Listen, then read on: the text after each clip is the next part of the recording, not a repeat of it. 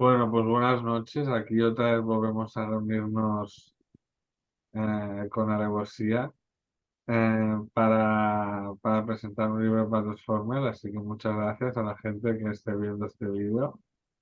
Eh, y nada, esta vez vamos a presentar Versus, el segundo número de la colección Versus, que es el de Santiago contra Juanfran.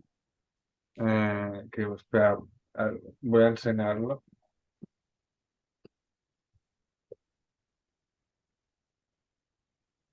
Eh, Y nada, tiene dos cuentos que son Fantoche, que es el de Santiago, y Los Juguetes de Tío Miseria, que es el de Juanfran, aunque Tío Miseria es un personaje que ahora hablaremos, es importante en los dos. Y luego siempre nos gusta poner un pequeño extra, y en esta ocasión son dos obras de teatro breves que se llaman Picadura y Bochincha, eh, que de verdad, pues otra vez es un añadido que nos ha parecido muy original. Fue idea suya y ahora también hablaremos de esto. Sin más dilaciones, pues os paso pues, explicar un poco vuestra biografía a vosotros, si os parece. Y así ya os autopresentáis en el cenit de lo cutre. ¿Quién Vale, empieza? pues Santiago. empiezo yo si queréis. Yo, Vale. yo soy, yo soy este, el que está así. Se nota. Vale, y bueno, pues yo soy Santiago Ximeno. Me recordaréis de otras novelas como Carne y Hueso o la recientemente premiada Lancolía, ¿no? Que me han dado el premio 42 a mejor novela en castellano y todavía estoy con una sonrisa oreja a oreja porque me lo dieron el sábado, bueno, el viernes, o sea que no he tenido tiempo ni de respirar.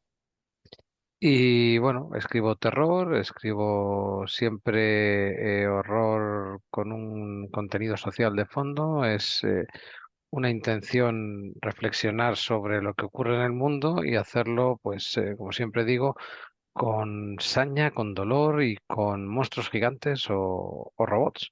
Al final, lo que yo pretendo es reflexionar sobre lo que ocurre y lo hago en todas mis obras y en tanto en las anteriores como en este Fantoche, por ejemplo.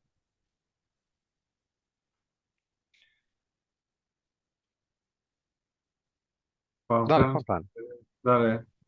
Muy bien, bueno, pues yo soy Juan Fran Troya, la otra parte del Versus, el otro contendiente. Y nada, yo sobre todo suelo escribir más ciencia ficción. eh, Me gusta presentarme bastante a concursos de ciencia ficción, por ejemplo, el Domingo Santos, que lo gané en 2020, o el Homo Crisis, que gané la primera edición. Y la verdad es que publico poco, sobre todo comparado con Santi. Pero bueno, eso nos pasa a todos comparados con Santi.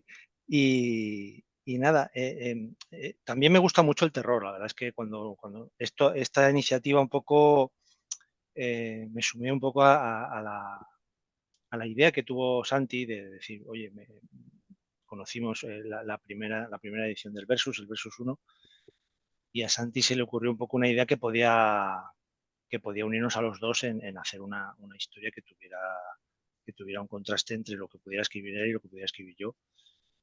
Y entonces cuando me propuso esta idea, pues era un poco la idea ya iremos hablando, ¿no? De que vertebra el libro, que es el carromato que aparece, ¿no? El carromato que en este caso puede ser del tío Miseria. Es un personaje que aparece en los dos relatos. Y, y tengo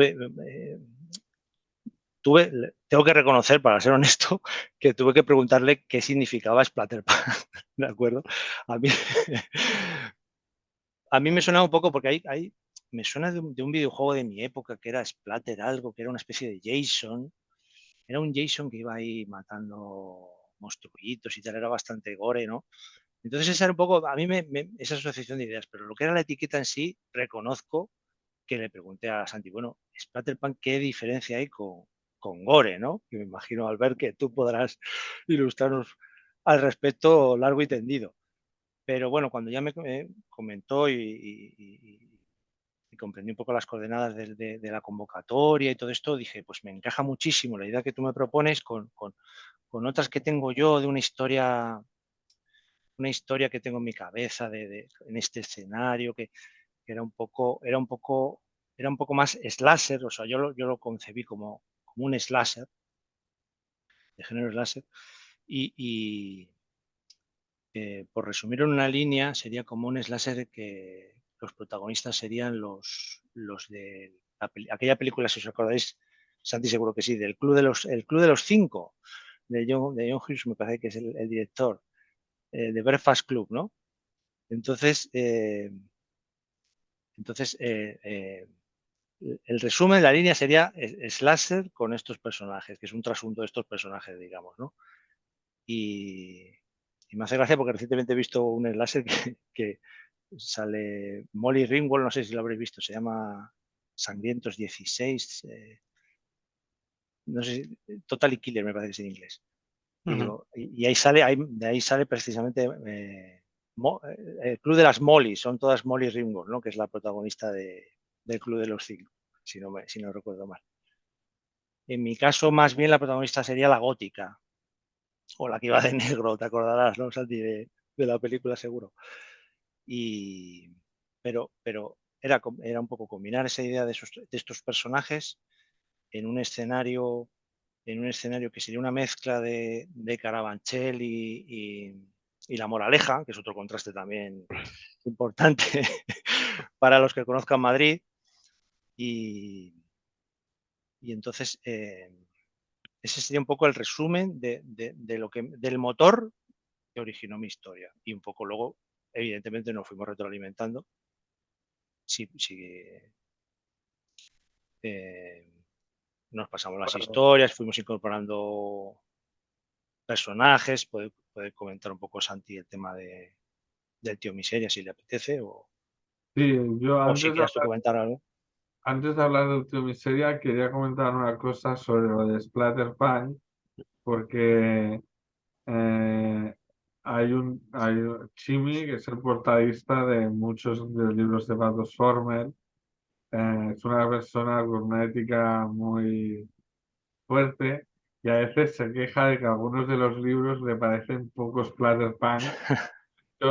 Hay, hay una discusión en Estados Unidos entre qué es horror extremo y qué es Splatterpunk, en que hay muchos frentes posicionados. Hay gente que dice que es lo mismo, gente que dice que son cosas distintas.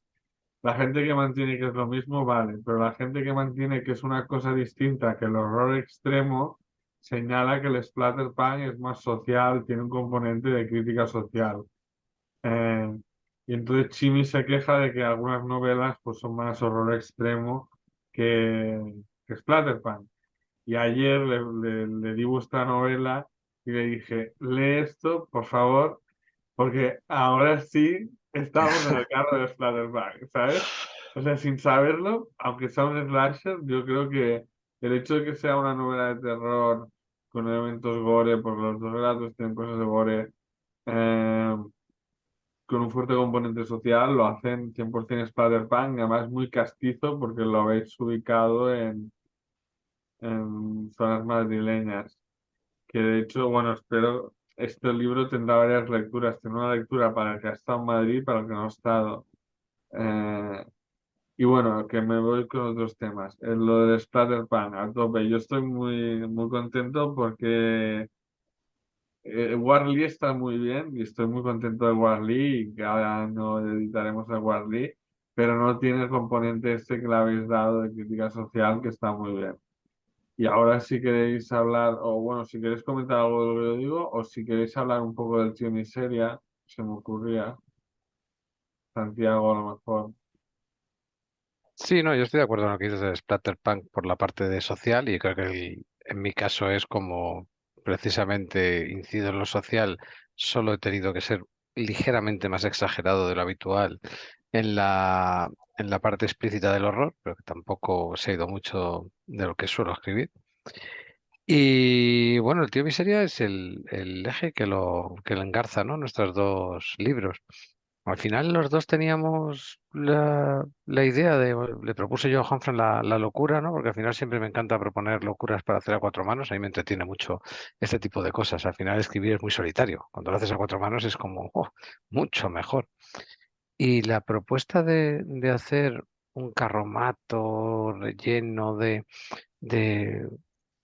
muñecos, títeres, fantoches, marionetas, de criaturas que luego pudieran ser utilizadas de forma salvaje, pues con un sentido de venganza, o un sentido de simplemente de justicia social. A mí me parecía una idea que podía funcionar.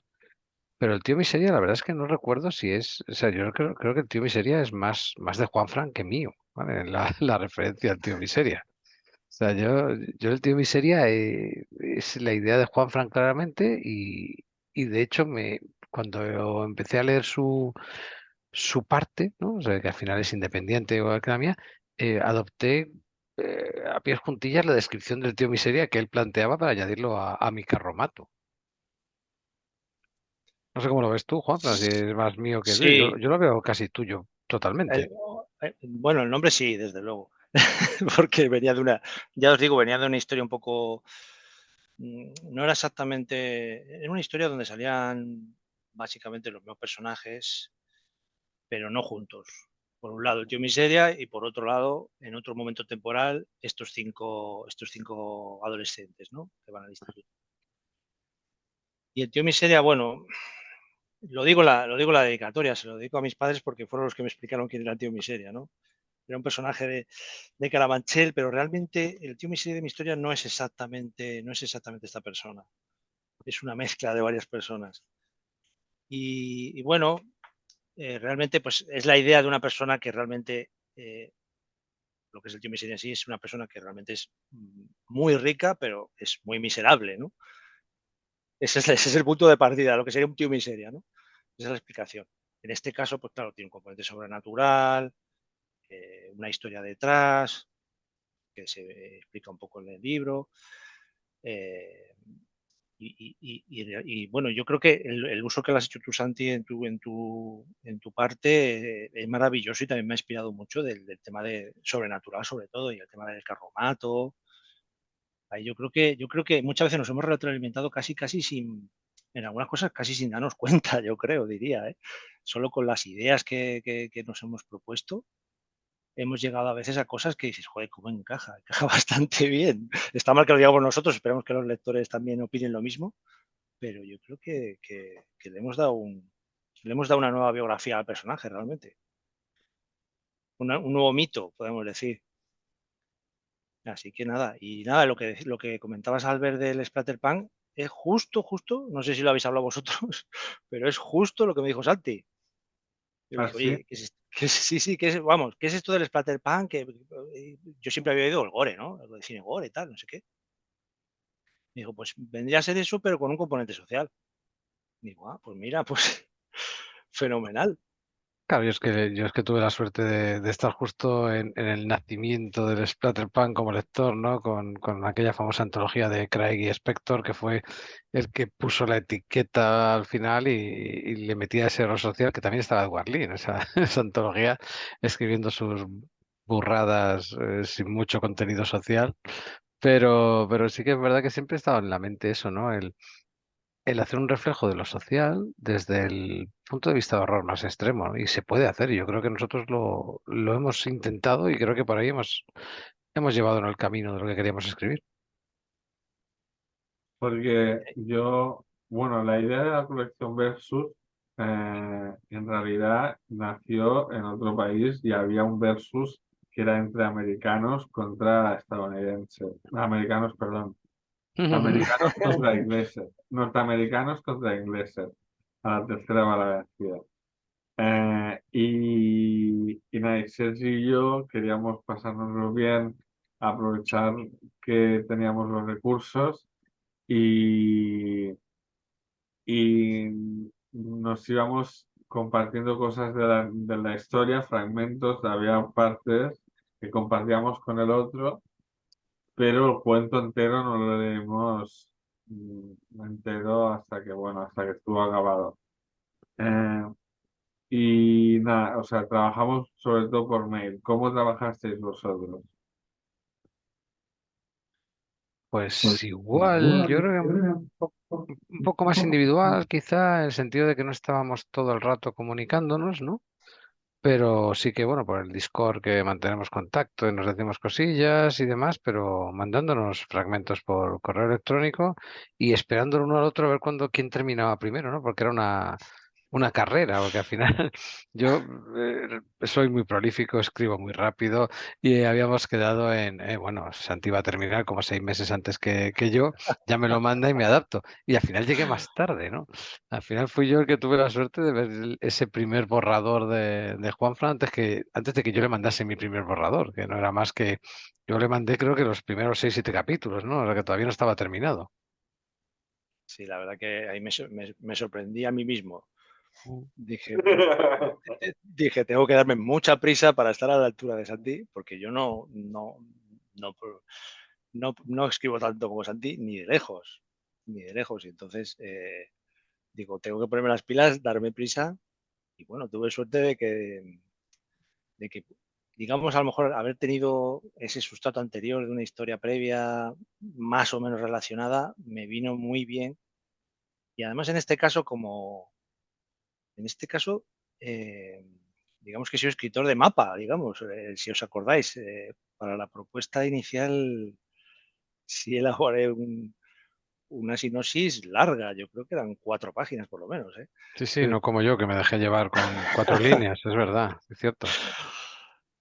Entonces, quieras que no, luego cambia muchísimo, evidentemente, y el final ha cambiado bastante también, pero parece que funciona, hay que reconocerlo a los escritores de mapa, ¿eh? Parece que tener ese apoyo, desde luego me ha hecho ir más rápido, más deprisa y por lo menos para ese primer borrador. Y me llamó la atención luego el borrador que me mandó Santi, que efectivamente faltaban algunos capítulos y digo, mira, es maravilloso ver cómo trabaja alguien como Santi, ¿no? O sea, porque Ujú. es el borrador que a lo mejor hay un capítulo entre medio que falta, pero él sigue y hace el siguiente. No sé si lo harás así habitualmente, Santi, pero digo, esto Sí, es una sí. maravilla. Como fan tuyo que soy, vamos a dejar ya del combate de boxeo. Voy a reconocer que como fan tuyo que soy, digo, esto es una maravilla ver cómo trabaja Santi, cómo hace un capítulo. A lo mejor uno se lo ha saltado, lo deja para más adelante, pero el borrador estaba súper, súper currado, también tengo que decir. O sea, muy, muy, muy fino, muy de estilo y de corrección, ¿eh? Y claro, una Las maravilla. correcciones fueron mínimas. O sea, a mí me da vergüenza ahora mis textos pasaron las correcciones de los textos, que eran comas y pocas. Eh, Además, todo perfecto, niquelado. Y tendríais que ver. Además, yo te escribo a veces en catalán. Buah, pues escribo en catalán siendo de Lleida, ya ni te cuento. Bueno, pues nosotros, no sé, el tema de Madrid también, no sé, Santi, si tu barrio, el Nuevo Lizán, está inspirado en prosperidad o... No, pretende, o sea, al final, claro, está ubicado en un falso Madrid que parece, pero no, hay una carretera ahí que puedes pensar que es la M30 y demás, pero mi objetivo siempre es dejar las cosas un poco en el aire, ¿no? Nuevo Lizán podría estar en cualquier parte, que haya un barrio que esté construido al lado de una autopista, que en Madrid hay unos cuantos, ¿no? O sea, Los Paus, pero, ¿no? claro, todos los pavos están ahí tirados al lado de la autopista, por ejemplo, entonces... Pero podría ser cualquier sitio. Lo que pasa que creo que funciona muy bien con tu entorno ya directamente madrileño y se engarza ahí directamente. Claro, el barrio no existe. El Izán no existe como barrio. Claro. Lo mío tampoco existe realmente.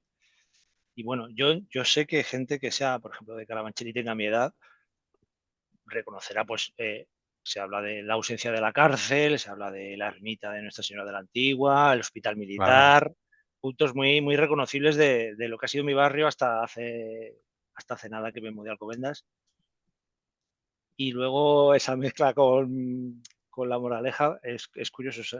La anécdota es, para el que no lo conozca, el tema de las ardillas.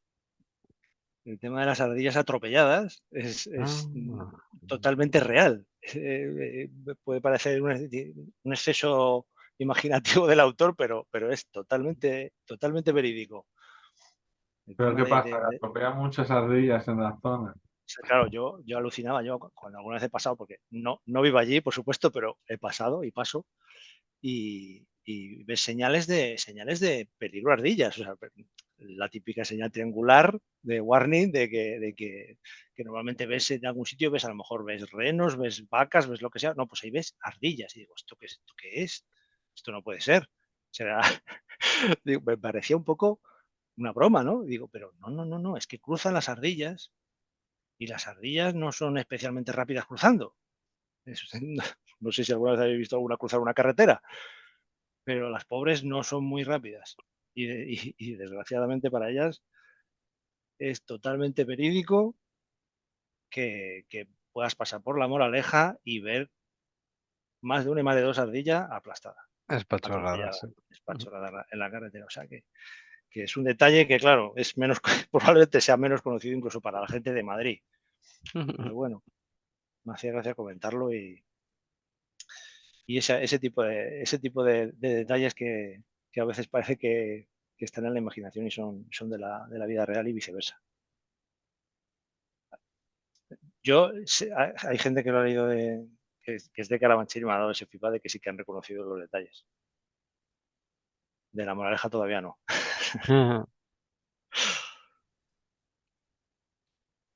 Pues yo pensaba que era un exceso tuyo lo de las ardillas.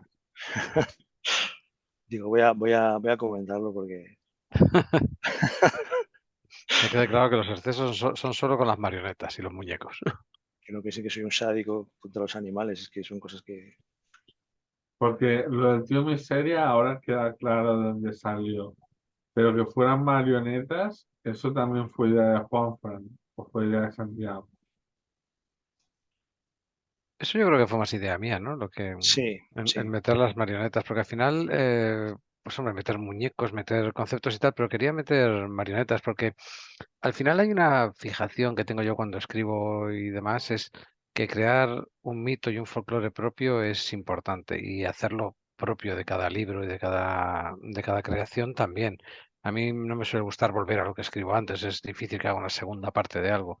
Entonces, cada vez que creo un mito o un folclore tiene que tener un sentido. Y en este caso, el carromato repleto de marionetas y que cada marioneta tuviese un concepto personal, ¿no? Cada muñeco también, que fuese capaz de crear algo, pues como digo muchas veces, a la altura del maestro Barker, ¿no? Clive Barker en sus libros de sangre, cada creación era una mitología propia. O sea, Candyman es una mitología propia. Fuera de los libros de sangre, Hellraiser es una mitología propia. Los cenobitas son eh, un folclore súper imaginativo. Pues esa es mi idea siempre que escribo algo, que la gente recuerde eso. Entonces, en este concepto parecía muy interesante compartir ese espacio entre dos y ser los dos capaces de profundizar en la misma idea, ¿no?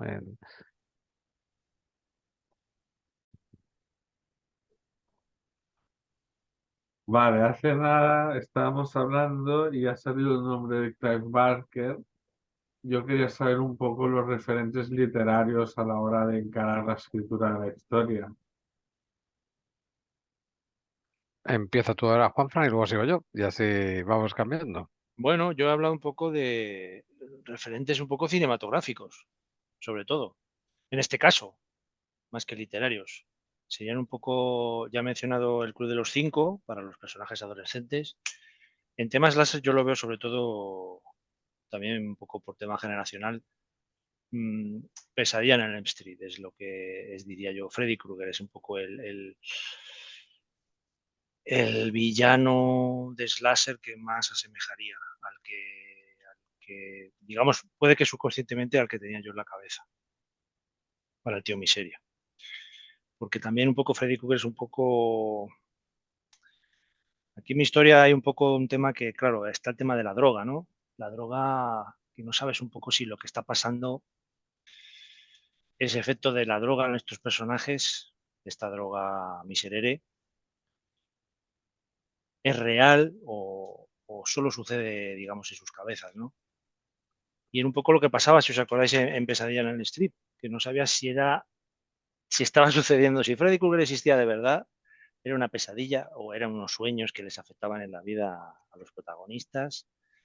Yo opino que Freddy Krueger era real y que todo lo que sucedía de verdad, como también opino que el tío Miseria es real y todo lo que sucede es independiente de que existe una droga, ¿vale? Eso es lo que opino yo como autor, pero bueno, entiendo que sería interpretable. Pero bueno, que me estoy yendo un poco por los cerros de Úbeda, pero en principio sería un poco más, ya comento, un poco, no sé por qué, en este caso, como sí soy bastante fan del cine y también, por supuesto, de la literatura, Clive Barker, libros de sangre, todo esto, por supuesto que lo he leído. Pero en este caso me voy más a lo cinematográfico, yo creo, más a las películas de slasher y era un poco lo que me motivaba y también me motivaba para publicar esta historia. Decir, bueno, es que, eh, digamos, jugar a este juego, decir, esto es el género que tiene unas reglas muy definidas que la gente espera. Bueno, en un slasher que es una sucesión de muertes grotescas, un grupo en este caso de adolescentes, que van a ir, lo sabe todo el mundo, muriendo uno tras otro. Y dentro de esas reglas, eso paradójicamente, por lo menos pienso yo como autor, te permite, o sea, no sé, te permite un juego maravilloso, maravilloso. O sea, si te dicen, escribe una historia de lo que te dé la gana, igual, pero si te acotas, si te pones unas reglas, un género concreto, dices, eh, te puede, como en este caso modestamente creo que ha ocurrido, te puede disparar la creatividad y conseguir una historia que yo creo que puede satisfacer a las personas que esperan este tipo que son fans de este tipo de género. Pues eso espero. Así que un poco la respuesta sería en mi caso más cinematográfica que literaria. No sé, Yo, Santi, si yo, tú... sí, no, yo en mi caso literariamente aquí hay mucho de Barker, ¿no? Del exceso, de crear tu propio mito y demás. Pero sí que es verdad que se mencionó en su momento, cuando hablamos de esto, se mencionó Puppet Master, ¿no? La saga de esos pequeños muñecos de los hermanos Van masacrando a la gente, de Dolls, ¿no? Si no recuerdo mal, Dolls era de Stuart Gordon, en los años 80, peliculitas con pequeños muñequitos haciendo cosas horribles. Pero si tengo un referente en esta novela que sea lo que tenía en mente cuando la escribí, es sin duda Jan Svanmeier, que es un titiritero, aunque es un director de cine checo, que lo que intentó siempre fue hacer obra de arte cinematográfica utilizando stop motion y utilizando marionetas. Y eso es lo que tenía en mente cuando estaba concibiendo mis propias marionetas para dar este terror, ¿no? Utilizar esas ideas absolutamente demenciales de Svan Mayer, que lo que hacía era una crítica social de la época, ¿no? Cuando Checoslovaquia era un absoluto desastre para la vida cultural y cómo conseguía subvenciones para rodar sus creaciones, que al final eran pues subversiones de lo que estaba sufriendo su vida, ¿no? Y cómo toda esa obra que luego hizo al margen de la vida en Checoslovaquia, intentando justificar un poco, pues, todo lo que él consideraba socialmente inaceptable a través de ese stop motion y esas marionetas absolutamente demenciales, pues eso es lo que tenía en mente cuando estaba trabajando con Versus. De hecho, con el Versus 2, ¿no? Con Fantoche. De hecho, lo que hice fue pues, leerme uno de los libros que hace referencia a toda la vida de Jan Svanmeier, que es un libro fascinante. Toda la historia de su obra que está recogida precisamente en un ejemplar de Fantoche, que es un libro, o sea, es una revista que en su momento se editaba sobre marionetas, y me volví a ver un montón de sus pequeños cortometrajes, sus películas, para meterme en el papel de cómo controlar ese espíritu salvaje de la marioneta. Interesante, ¿no? Yo como editor que había leído los relatos desconocía, hoy estoy aprendiendo mogollón de cosas de los relatos. O sea, tengo que hacer otra lectura post presentación. Eso, bueno. Y Y estaba pensando ahora que en la novela también salen los extras, que son las obras de teatro. Me preguntaba si fueron difíciles de engendrar o si una vez sabías lo que queríais fue muy sencillo, aunque no parece sencillo. Bueno, pues en mi caso era un bocetar un concepto de un gran guiñol, ¿no? De esa parte que siempre planteas en la que el público tiene que participar, en la que el relato, la presencia, la obra de títeres se queda corta si el espectador no sufre ese impacto directo, ¿no? de la narración. Así que era un poquito complementar la historia de Fantoche y echar unos cubos de sangre, nada más. No tenía más que compartir un poco esa sensación, ¿no? De decir, vamos a hacer algo que como espectador, sobre todo como lector, te va a llamar la atención y vas a decir, ¿alguien podría representar esto? Y si lo representase, querría estar yo allí. Alguien en su Y sano claro, juicio. claro, y querría estar yo allí con mis hijos en primera fila. Pues esa es la reflexión, ¿no? que tienes que tener sobre eso que planteaba yo. No sé cómo lo veías tú, Juanfran. Hombre, yo ahí sí que te seguí a ti, porque en este caso sí que entregaste tú este borrado primero, además. La tuya fue antes que, o sea, y las coordenadas son totalmente por lo que has estado explicando, un poco de la influencia de las obras de títeres. O sea, ahí la idea fue tuya y casi te diría que te copia un poco hasta la estructura, le diría yo. Aprovechando que en mi historia, que son cosas que suceden, eso sí que sucede, que ¿por qué metí yo en la historia a Ojo Biriki? O sea, no tengo ni idea. Pero en la historia principal, en la historia larga, pues salía Ojo Biriki, que es un cabezudo de las fiestas de Vitoria.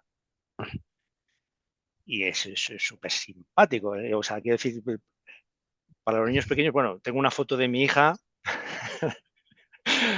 algún día la podría enseñar, que es con la madre, al lado de Ojo Biriki, y mi hija mirando todo lo lejos que puede para no mirarlo al Ojo Biriki, ¿no? A este cabezudo que es bizco, que va persiguiendo a los niños con la bochincha. Y no sé por qué apareció en el carromato en mi carromato del tío Miseria. Y dije, bueno, pues es que esto prácticamente para la obra de títeres o de marionetas o como una representación popular en fiestas, es que es tal cual. Entonces, aprovechando los personajes de las fiestas de Vitoria, es que mi mujer es de Vitoria, bueno, quiero decir, aparte de yo soy de Carabanchel y tal y cual, pero eh, he pasado bastante tiempo en Vitoria y entonces aprovechando los personajes de las fiestas de Vitoria, pues eh, sí, digo, una estructura súper clásica y un poco con ese punch final que te copié un poco a ti, Santi, vamos a decirlo. Pero estoy muy contento, la verdad, estoy muy, muy contento de la horita. Es corta, pero digo, esto es una maravilla. Evidentemente, lo que comentabas tú de si la vería con mi hija o tal, pues hombre, depende de ese punch final también, ¿no? Pero no sé, me resultó muy, muy, muy rápida de hacer, como muy natural, ¿no? Muy natural, con los mimbres con lo que leí de ti, Santi, y los mimbres que teníamos. No tardé demasiado y dentro de lo que cabe, pues estoy contento, la verdad. Espero que resulte simpática, pero evidentemente es breve y hay que imaginarse que estás sentado delante de un escenario de marionetas o de títeres Eso y, es. y dejarse llevar. Ojalá encargarles esta obra de teatro a los titiriteros hechos que acabaron en la Audiencia Nacional, enviarles una copia del... Mira, si tuviera su dirección, te prometo que les enviaba el libro. Esa es mi aportación. Luego, Eh, Didi, ¿alguien quería decir algo? yo quería decir que hay una frase que le he copiado literalmente a Santi y la voy a leer porque la tengo aquí en el epílogo mío. Esta está plagiada directamente. La frase es: del rostro no queda nada, solo una masa de carne ennegrecida que ha devorado los ojos, la nariz, la boca. Digo, si es que es un poeta, Santi. Entonces, cómo no, hay que aprovechar la inspiración de los poetas y quería avisarte de que, pues, de que te la has Bueno, ahí, robado, ahí está el reto, que el lector vea dónde estaba esa frase antes. efectivamente. Como viene mi relato antes, pues la leerá ahí, pero luego la tienen que encontrar en el tuyo. Es un huevo de Pascua. Bueno, yo no sé si queda algo más en el tintero. Yo he acabado con las preguntas que tenía.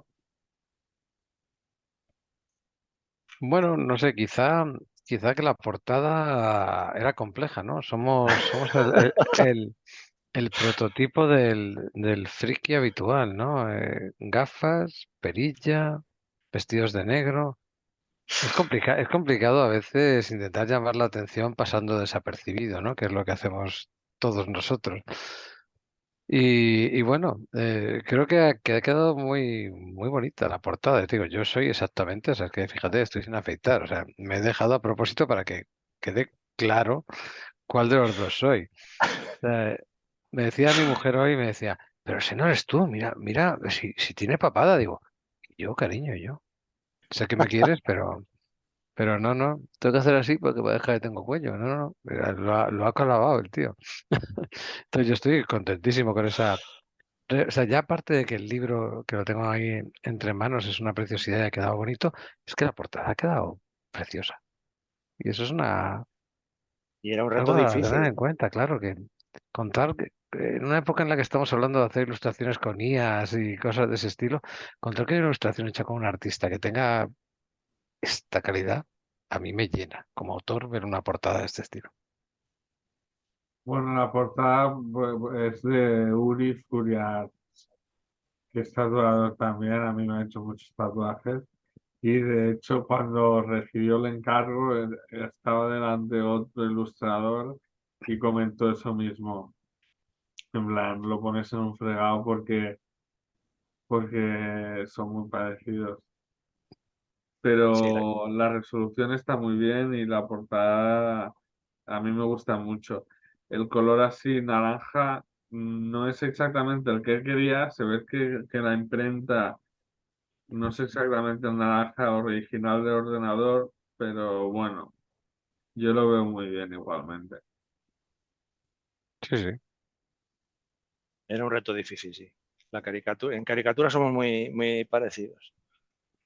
No, y este reto de formar parte de un catálogo pues Splatterpunk de nacimiento, pero que tiene ya una línea de Versus y ser el Versus 2, que mucha gente diría, joder, pues no, yo quiero ser, o ponme mi nombre, o no me pongas el Versus 2, para mí es genial, ¿no? Es formar parte de una serie que ya estoy pensando en quién será el Versus 3. Entonces, es interesantísimo, ¿no? El concepto, el participar de algo así con un proyecto, que un editor le mandes un proyecto y te diga, sí, sí, adelante escribirlo, verlo publicado y que forme parte de un catálogo que conceptualmente está bien coordinado y preparado, ¿no? No sé, para mí es genial. Muy recomendable. Si hay algún autor que nos está, o autora, que nos está escuchando, que no lo dude. Merece la pena. ¿Qué hemos tardado al final? Desde que escribiste el primer mes, ¿qué ha pasado? Un año, puede ser. No ha llegado, pero casi, ¿eh? Yo creo que han sido 10 meses probablemente desde que empezamos a hablar o A ver. no recuerdo el primer correo. En enero quizá el primer correo o no, incluso del año pasado. eh, es que tengo. Digo, voy a mirar los correos. Pues diciembre de 2022. Pues casi 11 meses. Ujú. Claro, y es trabajar con una Bueno, tensión especial. Yo estoy acostumbrado ya sabéis que escribo muchísimo, es un defecto mío. Yo siempre digo que, como dice James Arness, un diseñador de juegos, que la cantidad es otra forma de calidad. Porque claro, No sé qué me, esa despro- frase me- ¿eh? está muy bien. Sí, sí, sí, es que me desconcentro, no puedo controlarme y estoy siempre haciendo cosas, entonces al final salen miles de cosas, entonces yo creo que al final Pero una hacer las cosa, cosas en tiempo está bien. pero una cosa que me llamó la atención y muy bonita que me dijiste, Santi, es que a pesar o sea, porque tú ahora vienes de recoger el premio 42 por Lancolía con la editorial Dilatando Mentes, estás sacando un libro con Dilatando Mentes mientras estamos hablando, hace poco sacaste otro también,